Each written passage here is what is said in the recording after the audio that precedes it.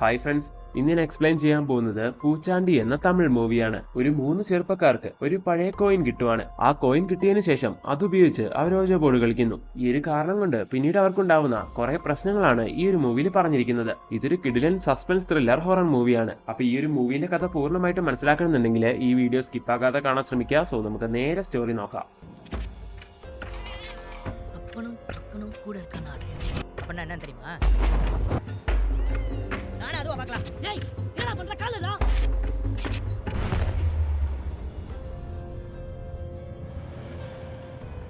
മൂവിയുടെ സ്റ്റാർട്ടിങ്ങിൽ തന്നെ മുരുകൻ എന്ന് പറയുന്ന നമ്മുടെ നായകനെ കാണിക്കുന്നു. നായകന്റെ ജോലി എന്താന്ന് നോക്കിയിട്ടുണ്ടെങ്കിൽ ചിലരുടെ ജീവിതത്തില് പ്രേതം, ഭൂതം അങ്ങനെയുള്ള അമാനുഷികമായിട്ടുള്ള കാര്യങ്ങളെല്ലാം നടക്കില്ലേ, അങ്ങനെയുള്ള കാര്യങ്ങളെല്ലാം കളക്ട് ചെയ്ത് അതുപോലുള്ള സ്റ്റോറികളെല്ലാം മാഗസീനിൽ എഴുതുക എന്നുള്ളതാണ്. അങ്ങനെയുള്ള നായകന്റെ അടുത്ത് ഇതേപോലെ ഒരു കഥ പറയാൻ വേണ്ടി ഈ സമയം ശങ്കർ എന്ന് പറയുന്ന ഒരു വ്യക്തി വിളിപ്പിക്കുന്നു. അവിടെ എത്തിയ ഉടനെ തന്നെ നമ്മുടെ നായകൻ ശങ്കറിനോട് ചോദിക്കുന്നത് ഒരേ ഒരു ചോദ്യമാണ്, പറയാൻ പോകുന്ന സ്റ്റോറി റിയൽ ആണോ എന്ന്. ശങ്കർ അപ്പോൾ ഉറപ്പിച്ച് പറയുന്നു അതെ, ഇത് റിയൽ ആണെന്ന്. എന്നിട്ട് ശങ്കർ സ്റ്റോറി പറയാൻ തുടങ്ങുന്നു. ശങ്കർ താമസിച്ചുകൊണ്ടിരുന്നത് അൻപണ്ണൻ എന്ന് പറയുന്നൊരു വ്യക്തിന്റെ വീട്ടിലായിരുന്നു. അൻപണ്ണന്റെ അരക്ക് കീഴ്പോട്ട് തളർന്നതാണ്. അതുകൊണ്ട് തന്നെ അയാൾ എപ്പോഴും വീൽ ചെയറിലായിരുന്നു. ഇവരുടെ കൂടെ തന്നെ ഗുരു എന്ന് പറയുന്ന ഒരു വ്യക്തിയും കൂടി താമസം ഉണ്ടായിരുന്നു. ഒരു ദിവസം ഇവര് 3 പേരും കൂടി ആ വീട്ടിലിരുന്നുകൊണ്ട് ഓജോ ബോർഡ് കളിക്കാൻ തുടങ്ങുവാണ്. എന്നാൽ ഇതിനോടൊന്നും ഗുരുവിനാണെങ്കിൽ ഒട്ടും ഇൻട്രസ്റ്റ് ഉണ്ടായിരുന്നില്ല. എന്നാൽ അൻപണ്ണനും ശങ്കറും കൂടി നിർബന്ധിച്ച് അയാളെയും കൂട്ടുന്നു. അങ്ങനെ ഇപ്പൊ കയ്യിൽ നിന്ന് കുറച്ച് ബ്ലഡ് എല്ലാം എടുത്ത് ഒരു കോയിന്റെ മേലിലാക്കി അതവർ ആ ബോർഡിൽ വെച്ചിട്ട് അങ്ങനെ ഗെയിം സ്റ്റാർട്ട് ചെയ്യുവാണ്. അങ്ങനെ അവർ കുറെ നേരം ആത്മാവിനെ വിളിക്കുന്നു. എന്നാൽ ആത്മാവ് വരുന്നില്ല. ഗുരുവിനാണെങ്കിൽ ഒരു ഇൻട്രസ്റ്റും ഇല്ലായിരുന്നല്ലോ, ഇവന്മാര് പിടിച്ചിരുത്തിയതല്ലേ. അപ്പൊ അയാൾ മുമ്പിൽ നാണം കെട്ടണമെന്ന് വിചാരിച്ച അവന്മാർ രണ്ടുപേരും കൂടി ഈ സമയം ആത്മാവ് വന്ന രീതിയിൽ ആ കോയിൻ അങ്ങനെ അവിടെ നിന്ന് മൂവ് ചെയ്യുവാണ്. ഒരു ഘട്ടത്തിൽ ഈ കാര്യം ഗുരു കണ്ടുപിടിക്കുന്നു.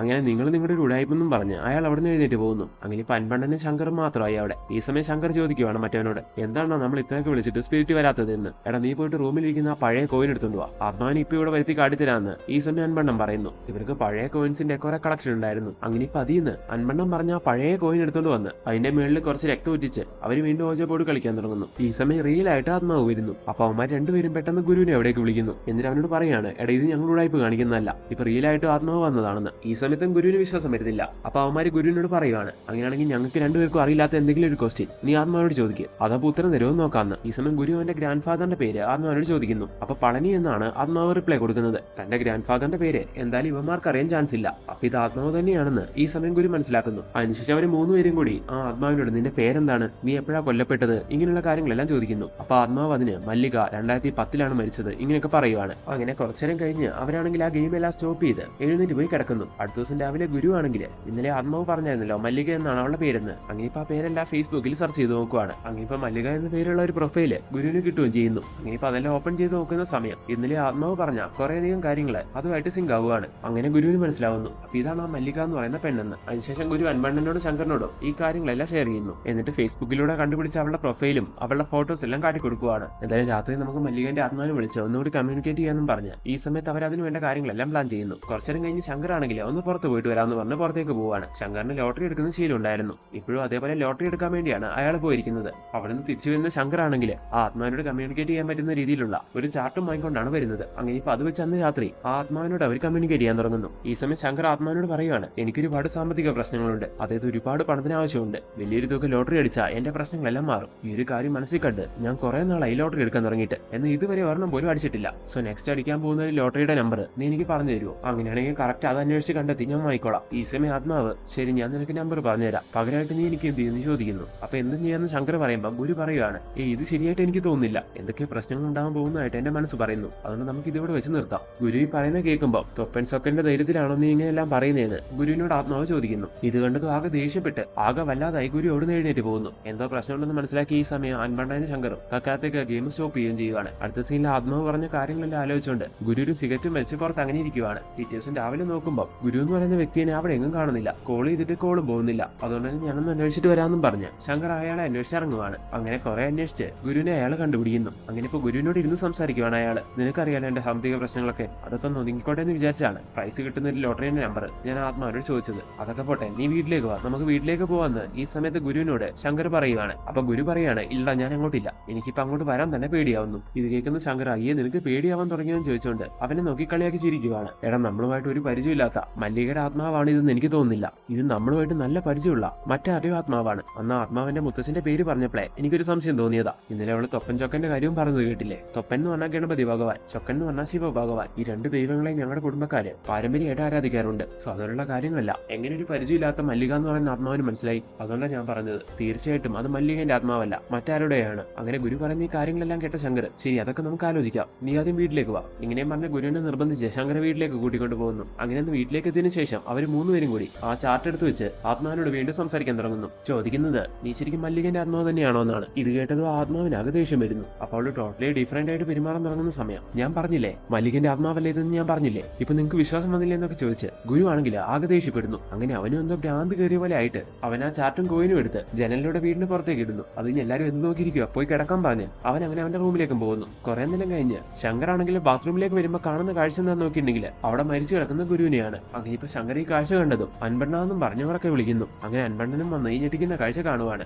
അങ്ങനെ ആ ഫ്ലാഷ് ബാക്ക് എല്ലാം ടൈപ്പ് ഓഫ് പ്രസന്റിലേക്ക് വരുന്നു. ഇപ്പൊ ഇത്രയും കാര്യങ്ങൾ ശങ്കർ നായകന് പറഞ്ഞു കൊടുത്തു. ഇതെല്ലാം കേട്ട നായകൻ ശങ്കരനോട് ചോദിക്കുവാണ്, അപ്പൊ ഗുരു മരിച്ചത് ആത്മാവ് കാരണമാണോ? അല്ലാതെ അവനും ചാൻസ് ഇല്ലേ? ഇത് കേട്ട ശങ്കർ പറയാണ്, അങ്ങനെയല്ല, അതിന് കാരണം ആ ആത്മാവ് തന്നെയാണ്. അതിന് തൊട്ടു മുമ്പ് ആ ആത്മാവുമായിട്ട് കമ്മ്യൂണിക്കേറ്റ് ചെയ്തുകൊണ്ടിരുന്ന ആ ചാർട്ടും കോയിനും ഗുരു ദേഷ്യം കൊണ്ടെടുത്ത് പുറത്ത് കളയുന്നുണ്ടായിരുന്നല്ലോ. അവിടുന്ന് കുറച്ചേരം കഴിഞ്ഞാണ് ഗുരു മരിച്ചത്. അയാൾ മരിച്ചു കിടക്കുന്നതിനടുത്തായിട്ട് കളഞ്ഞ ആ കോയിൻ കിടക്കുന്നത് ഞാൻ കണ്ടതാണ്. അപ്പൊ തീർച്ചയായിട്ടും അവന്റെ മരണത്തിന് കാരണം ആ ആത്മാവ് തന്നെയാണ്. അന്ന് നടന്ന ആ ഒരു സംഭവത്തിന് ശേഷം പിന്നെ ഞങ്ങൾ രണ്ടുപേരും ആ വീട്ടിൽ നിന്നിട്ടില്ല. ഇങ്ങനെയും കൂടി ശങ്കർ പറയുമ്പോ, അപ്പൊ നിങ്ങളുടെ കൂടെ ഉണ്ടായിരുന്ന അൻപണ്ണൻ എന്ന് പറഞ്ഞ വ്യക്തി ഇപ്പൊ എവിടെയാണ്? നായകൻ ചോദിക്കുന്നു. അണ്ണനിപ്പം മറ്റൊരു വീട്ടില. അണ്ണൻ എന്നാ വീട്ടിൽ നിന്ന് ഇറങ്ങുന്ന സമയം ആത്മാവിനോട് കമ്മ്യൂണിക്കേറ്റ് ചെയ്തുകൊണ്ടിരുന്ന ആ ചാർട്ടും കോയിനും എടുത്തോണ്ട് പോകുന്നുണ്ടായിരുന്നു. അതിപ്പോഴും ആണ് എന്റെ കയ്യിലുണ്ട്. ഇത് കേട്ട നായകൻ, എന്നാ വാ നമുക്ക് അവിടെ വരെ ഒന്ന് പോവാം, എനിക്ക് അദ്ദേഹത്തിനെയും കൂടി ഒന്ന് കാണണമെന്ന് പറയുന്നു. അങ്ങനെ ശങ്കർ അവനെയും കൂട്ടിക്കൊണ്ട് നേരെ അൻപണ്ണന്റെ അടുത്തേക്ക് എത്തുവാണ്. അൻപണ്ണനെ കോയിൻ കളക്ഷൻ ഉണ്ടെന്ന് പറയുന്നുണ്ടായിരുന്നല്ലോ, അങ്ങനെ കിട്ടിയ ഒരു കോയിൻ ആയിരുന്നു അത്. അങ്ങനെ ഇപ്പൊ ഇതെല്ലാം കാണുന്ന സമയത്ത് നായകൻ പറയുന്നു, ഈ കോയിൻ എന്തോ ഒരു പ്രത്യേകതയുണ്ടെന്ന്. അങ്ങനെ ആ കോയിൻ എവിടുന്നാ കിട്ടിയെന്ന് അന്വേഷിക്കുന്ന സമയം അത് ദീപക് എന്ന് പറയുന്ന ഒരു വ്യക്തിയാണ് അൻപണ്ണനെ കൊടുത്തതെന്ന് അവർ മനസ്സിലാക്കുന്നു. അങ്ങനെ ആ ദീപക്കാരാണെന്ന് അന്വേഷിക്കുന്ന സമയം അത് മരിച്ചുപോയ മല്ലികന്റെ കാമുകനായിരുന്നു എന്നുള്ള കാര്യവും അവര് കണ്ടുപിടിക്കുകയാണ്. അങ്ങനെ ദീപകിനെ കിട്ടുവാണെങ്കിൽ അയാളെ ചോദ്യം ചെയ്ത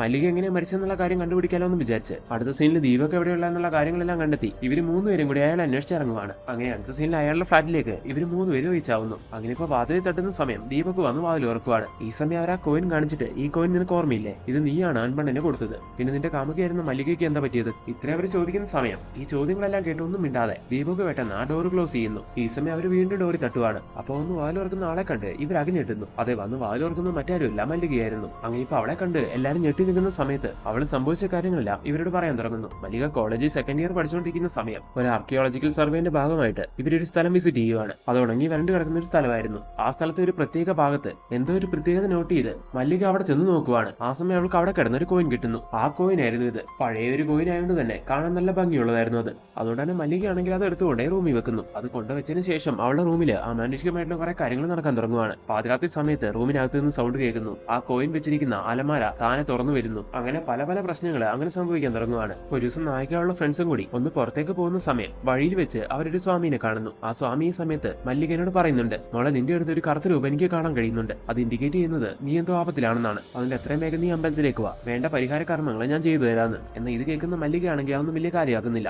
അതിന്റെ അടുത്ത ദിവസം അവള് സെൽഫി എടുക്കാൻ വേണ്ടി ഇങ്ങനെ ഫോൺ നേരെ പിടിക്കുമ്പോൾ അവളുടെ പുറകിലായിട്ട് അവൾ ആ രൂപം കാണുന്നു. അപ്പോഴാണ് ആ സ്വാമി പറഞ്ഞ കാര്യങ്ങളെ പറ്റി അവൾ ആലോചിക്കുന്നത്. അങ്ങനെ എന്താ പ്രശ്നമുണ്ടെന്ന് അവൾ ഉപം മനസ്സിലാക്കുന്നു. അങ്ങനെ അതിന്റെ അടുത്ത ദിവസം തന്നെ ആ സ്വാമിനെ പോയി അവൾ മീറ്റ് ചെയ്യുന്നു. എന്നിട്ട് ഇന്ന പല കാര്യങ്ങളെല്ലാം എനിക്ക് മനസ്സിലായി. സ്വാമി പറഞ്ഞാലേ വേണ്ട പരിഹാര കർമ്മങ്ങൾ ചെയ്തു തരണം എന്നൊക്കെ അവളിപ്പോ ആ സ്വാമിനോട് റിക്വസ്റ്റ് ചെയ്യുന്നു. ഈ സമയം സ്വാമി ചോദിക്കുവാണ്, നീ പോകാൻ പാടില്ലാത്ത ഏതെങ്കിലും സ്ഥലത്ത് പോയോ, എടുക്കാൻ പാടില്ലാത്ത എന്തെങ്കിലും സാധനം എടുത്തോ എന്ന്. ഈ സമയം മല്ലിക പെട്ടെന്ന് ആ വയലിൽ പോയതും അവിടുന്ന് ആ കോയിൻ എടുത്തതും ആലോചിക്കുന്നു. അങ്ങനെ ഇപ്പൊ അതിനെപ്പറ്റിയെല്ലാം സ്വാമിനോട് ഷെയർ ചെയ്യുന്നു. ശരി, അങ്ങനെയാണെങ്കിൽ ആ കോയിൻ എടുത്ത സ്ഥലത്ത് തന്നെ നീ അത് കൊണ്ടേ വെക്കണം. എന്നിട്ട് അനുവാദം ഇല്ലാതെ അത് എടുത്തു പോയതിന് നീ അവിടെ നിന്ന് മാപ്പ് പറയണം. നിന്റെ രക്ഷയ്ക്കായിട്ട് ഇതിരിക്കട്ടെ എന്ന് പറഞ്ഞ ഈ സമയത്ത് അയാളാണെങ്കിൽ പൂജിച്ച ഒരു വേലും കുറച്ച് ഭസ്മവും അവളുടെ കയ്യിൽ കൊടുക്കുന്നുണ്ട്. അങ്ങനെ അതുമായിട്ട് റൂമിലേക്ക് എത്തി അവളാണെങ്കിൽ ഈ കാര്യം അവളുടെ ബോയ് ഫ്രണ്ട് ആയ ദീപകിനെ വിളിച്ചറിയിക്കുന്നു. ഇത് കേട്ട ദീപകാണെങ്കിൽ അത് തിരിച്ചു വെക്കാൻ നീ പോകണ്ട, ഞാൻ കൊണ്ടേ വെച്ചോളാന്നും പറഞ്ഞ് അതെല്ലാം അവളുടെ കയ്യിൽ നിന്ന് വാങ്ങുവാണ്. അങ്ങനെ അവനത് കൊണ്ടേ വെച്ചതായിട്ട് അവളോട് പറയുന്നുണ്ട്. എന്ന് ശരിക്കും അവനെ അവിടെ കൊണ്ടേ വെക്കുന്നില്ലായിരുന്നു. അതോടെ കൊണ്ടുവച്ചതായിട്ട് അവളുടെ നുണ പറഞ്ഞ് അവനതെന്താ ചെയ്തതെന്ന് നോക്കിയിട്ടുണ്ടെങ്കിൽ കോയിൻ കളക്ഷനുള്ള ആൻമണ്ണന് സമ്മാനിച്ചു. അങ്ങനെ ഇപ്പൊ നടന്ന കാര്യങ്ങളെല്ലാം ഈ സമയത്താണ് അവർ മനസ്സിലാക്കിയത്. അങ്ങനെ ഇപ്പൊ ഇതെല്ലാം കേട്ട നമ്മുടെ നായകനും ടീംസും ചോദിക്കുവാണ്, അപ്പൊ ആത്മാവ് ആരായിരിക്കുമെന്ന്. അത് കണ്ടുപിടിക്കാനായിട്ട് പ്രത്യേകിച്ച് വഴികളൊന്നും ഇവരുടെ മുന്നിലില്ല. എന്തൊക്കെയാണെങ്കിലും ആ കോയിൻ എടുത്ത സ്ഥലത്ത് തന്നെ കൊണ്ടുവച്ച് അന്ന് ആ സ്വാമി പറഞ്ഞാലേ മാപ്പ് ചോദിക്കണം. അങ്ങനെയാണെങ്കിൽ മാത്രം ഈ ആത്മാവ് ഇവരുടെ ജീവിതത്തിൽ നിന്ന് വിട്ടുപോകുള്ളൂ. അങ്ങനെ ഇപ്പൊ നമ്മുടെ നായകനും ടീംസും നായകനെയും കൂട്ടിക്കൊണ്ട് നേരെ ആ സ്ഥലത്തേക്ക് വരുന്നു. അങ്ങനെ നായിക ആ കോയിൻ എടുത്ത സ്ഥലത്ത് തന്നെ ആ കോയിൻ തിരിച്ചു വെച്ച് ആ കോയിൻ എടുത്തതിന് മാപ്പെല്ലാം നായിക പറയുവാണ്. അത് കഴിയുമ്പോഴേക്കും ദീപകാണെങ്കിലും നായകനെയും കൂട്ടിക്കൊണ്ട് അവിടെ നിന്ന് പോവുകയാണ്. എന്നാൽ ഈ സമയം അവിടെയുള്ള നമ്മുടെ നായകൻ എന്താ ചെയ്യുന്നതെന്ന് നോക്കിയിട്ടുണ്ടെങ്കിൽ ആ ഭാഗത്തെ മണ്ണെല്ലാം മാറ്റി അവിടെ കുഴിക്കാൻ തുടങ്ങുന്നു. ഈ സമയം ഇതെല്ലാം കാണുന്ന ശങ്കർ നീ എന്താ ഈ ചെയ്യുന്നതെന്നൊക്കെ ചോദിക്കുന്നുണ്ട്. കാര്യമുണ്ടെന്നും പറഞ്ഞ് നായകൻ വീണ്ടും വീണ്ടും അവിടുത്തെ മണ്ണ് മാറ്റുന്നു. ഇങ്ങനെ അവിടെ കുഴിച്ചു നോക്കുന്ന സമയത്ത് അവിടെ ഒരു നങ്കൂരോ ആ നങ്കൂരത്തിനോട് ബന്ധിച്ച് ഒരു അസ്ഥി കൂടോ ഇവര് കാണുന്നു. ഇത് കണ്ട് അവരാകെ ഷോക്കായി നിൽക്കുന്ന അതേ സമയം തന്നെ അൻപണ്ണൻ എന്ന് പറയുന്ന വ്യക്തിയാണെങ്കിൽ ശങ്കറിനെ ആക്രമിക്കാൻ വേണ്ടി വരുന്നു. ഇത് കാണുന്ന നായകൻ അയാളെ തടയുന്നു. എന്നിട്ട് നായകൻ അയാളോട് ചോദിക്കുവാണ്, ഇതിന് പുറകില് നിങ്ങൾക്ക് എന്തോ ഒരു പങ്കുണ്ടെന്നുള്ള കാര്യം ഞാൻ നേരത്തെ തന്നെ മനസ്സിലാക്കിയിരുന്നു. ഇപ്പൊ നിങ്ങൾ ഇങ്ങനെയും കൂടി പ്രവർത്തിച്ചപ്പോൾ നിങ്ങളോടുള്ള എന്റെ ഡൗട്ട് കൂടി. അതുകൊണ്ട് സത്യം പറ, ശരിക്കും എന്താ സംഭവിച്ചേ? ഈ കേസുമായിട്ടുള്ള നിങ്ങളുടെ ബന്ധം മര്യാദയ്ക്ക് തുറന്നു പറ. നായകൻ ഈ കാര്യങ്ങൾ ചോദിച്ചതും അൻപണ്ണൻ ഇപ്പൊ സത്യങ്ങളെല്ലാം പറയാൻ തുടങ്ങുന്നു. അന്ന് ഈ ശങ്കർ ഗുരുവിനെ അന്വേഷിക്കാൻ വേണ്ടി പുറത്തു പോയില്ലേ? ആ സമയം വീട്ടിൽ തനിച്ചായ അൻപണ്ണനാണെങ്കിൽ ഓജാബോയുടെ അടുത്ത് വീണ്ടും ആത്മാവുമായിട്ട് കണക്ട് ആവുന്നു. ആ സമയം അൻപണ്ണൻ ആത്മാവിനോട് ചോദിക്കുന്നത് എന്താന്ന് നോക്കിയിട്ടുണ്ടെങ്കിൽ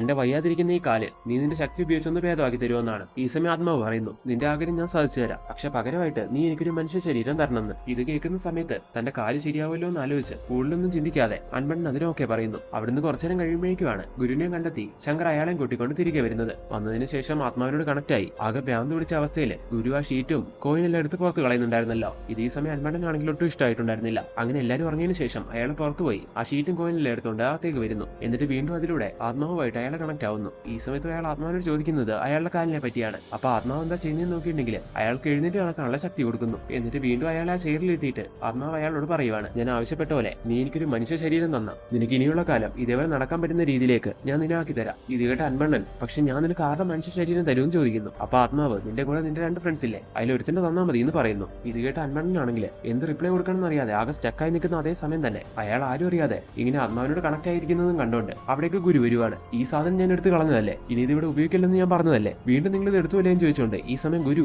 അൻപണ്ണനോട് പ്രശ്നം ഉണ്ടാക്കാൻ വരുന്ന സമയം അൻപണ്ണനാണെങ്കിൽ ദേഷ്യം പിടിച്ച് അയാളെ അവിടുന്ന് തള്ളി മാറ്റുവാണ്. അങ്ങനെ തള്ളുന്ന തള്ളലില് അയാൾ വാഷ്റൂമിൽ പോയി തല ഇടിച്ച് വീഴുന്നു. അങ്ങനെയാണ് ഗുരു മരിച്ചത്. അങ്ങനെ നടന്ന കാര്യങ്ങളെല്ലാം അൻപണ്ണൻ ഇപ്പൊ ഇവരോട് പറഞ്ഞു തീരുവാണ്. അവന് ഞാൻ അറിഞ്ഞുകൊണ്ടൊന്നും ചെയ്തിട്ടില്ല, പറ്റിപ്പോയൊരു അബദ്ധമാണ് അത്. അൻപണ്ണൻ ഇത് പറഞ്ഞു തരുന്ന അതേ സമയം തന്നെ ശങ്കർ എന്താ ചെയ്യുന്നതെന്ന് നോക്കിയിട്ടുണ്ടെങ്കിൽ നമ്മുടെ നായകനെ തലക്കടിച്ച് വീഴ്ത്തുന്നു. എന്നിട്ട് ആത്മാവ് നമ്മുടെ കൂടെ നിൽക്കണമെങ്കിൽ ഏതെങ്കിലും മനുഷ്യ ശരീരം കൊടുത്താൽ പോരെ, അങ്ങനെയാണെങ്കിൽ ഇവന്റെ കൊടുക്കാന്ന് ശങ്കർ അൻപണ്ണനോട് പറയുവാണ്. അങ്ങനെയാണെങ്കിൽ നീ ഒരു കാര്യം ചെയ്യും, ആ നങ്കുരത്തിന്ന് ആ അസ്ഥികൂടം വേർപെടുത്തി അതിലുള്ള ശക്തിനെ പുറത്തു കൊണ്ടുവരാൻ. അങ്ങനെ ഇപ്പൊ അൻപണ്ണൻ പറഞ്ഞ പോലെ ശങ്കർ ചെയ്യുന്നു. അങ്ങനെ അസ്ഥികൂടം അതിൽ നിന്ന് വേർപെടുത്തിയതും അതിനകത്ത് നിന്ന് ഒരു രൂപം പുറത്തേക്ക് വരുന്നു. ഇത് കാണുന്ന അൻപണ്ണൻ ആ രൂപത്തിനോട് പറയാണ്, നീ ആവശ്യപ്പെട്ട പോലെ ഇതാ ഒരു മനുഷ്യ ശരീരം നിനക്ക് വേണ്ടി ഇവിടെ ഇട്ടിട്ടുണ്ടെന്ന്. ഇത് കേട്ടത് ആ രൂപം വന്ന് നേരെ നായകന്റെ ശരീരത്തേക്ക് കയറുന്നു. ഇതേ സമയം തന്നെ മയം കിടന്ന് നമ്മുടെ നായകനാണെങ്കിൽ എഴുന്നേക്കുവാണ്. എന്നിട്ട് നേരെ ശങ്കറിന്റെ അടുത്ത് വന്ന് നിനക്ക് എന്താ വേണ്ടെന്ന് ചോദിക്കുന്നു. അപ്പൊ ശങ്കർ പറയുവാണ്, എനിക്ക് ഒരുപാട് പണം വേണം, എന്റെ കഷ്ടപ്പാടെല്ലാം മാറണം. ഇത് കേട്ടത് നായകന്റെ ശരീരത്തുള്ള ആ ആത്മാവ് ശങ്കറിന്റെ കയ്യിൽ കുറച്ച് ജെളി വാരി കൊടുക്കുന്നു. പെട്ടെന്ന് ശങ്കർ കാശ് കിട്ടിയെന്നും പറഞ്ഞ് സന്തോഷിക്കുന്നു. അത് കഴിഞ്ഞ് നായകന്റെ ശരീരത്തുള്ള ആത്മാവ് നേരെ അൻപിന്റെ അടുത്തേക്ക് വന്ന് നിനക്ക് എന്താ വേണ്ടെന്ന് ചോദിക്കുന്നു. എനിക്ക് എന്റെ കാല് ശരിയാക്കി തന്നാൽ മതി എന്ന് പറയുന്ന സമയം ആ ആത്മാവ് ഇതേപോലെ തന്നെ കുറച്ച് ജെളി എടുത്ത് അയാളുടെ കാലിൽ തൂക്കുന്നു. അപ്പോഴേക്കും അൻപെന്ന് പറയുന്ന വ്യക്തി ചിരിച്ചുകൊണ്ട് എന്റെ കാല് ശരിയായി എന്നും പറഞ്ഞ് സന്തോഷിക്കുകയാണ്. അങ്ങനെ ആ സീനോടെ കട്ടായിട്ട് അടുത്ത സീനിൽ കാണിക്കുന്നത് എങ്ങോട്ടോ ഫ്ലൈറ്റിൽ ട്രാവൽ ചെയ്തുകൊണ്ടിരിക്കുന്ന നായകനെയാണ്. ഈ സമയം നായകന്റെ കയ്യിൽ ആ കോയിനും കാണാം. നായകന്റെ ശരീരത്തിലുള്ള ആത്മാവ് പ്രതികാരം വീട്ടാൻ വേണ്ടി എങ്ങോട്ടോ പോകുന്നതാണെന്നും കാണിച്ചുകൊണ്ട് ഇങ്ങനൊരു സസ്പെൻസ് രീതിയിൽ ഈ മൂവി എൻഡ് ചെയ്യുന്നു. ഈ ആത്മാവ് ആരാണ്, ഈ ആത്മാവിന് പ്രതികാരം വീട്ടാനുള്ളത് ആരോടാണ്, ഇങ്ങനെയുള്ള കാര്യങ്ങളെല്ലാം മേ ബി ഇതിന്റെ സെക്കൻഡ് പാർട്ട് ഇറങ്ങുവാണെങ്കിൽ അതിൽ കാണിക്കുമായിരിക്കും. അപ്പൊ കൂട്ടുകാരെ, എങ്ങനെയുണ്ടായിരുന്നു ഈ മൂവി? നിങ്ങൾക്ക് എല്ലാവർക്കും ഈ ഹൊറർ മൂവി ഇഷ്ടമായോ? ഇഷ്ടമായിട്ടുണ്ടെങ്കിൽ തീർച്ചയായിട്ടും ഞങ്ങളുടെ ചാനൽ സബ്സ്ക്രൈബ് ചെയ്ത് ഞങ്ങളെ സപ്പോർട്ട് ചെയ്ത് കൂടെ നിൽക്കുക. ഇനി ഇതുപോലുള്ള പുതിയ പുതിയ വീഡിയോസ് ആയിട്ട് നിങ്ങളുടെ മുന്നിലേക്ക് ഞങ്ങൾ വീണ്ടും വരുന്നതായിരിക്കും. അപ്പൊ പുതിയ വീഡിയോസ് ആയിട്ട് കാണും വരെ ടാറ്റ ബൈ ബൈ.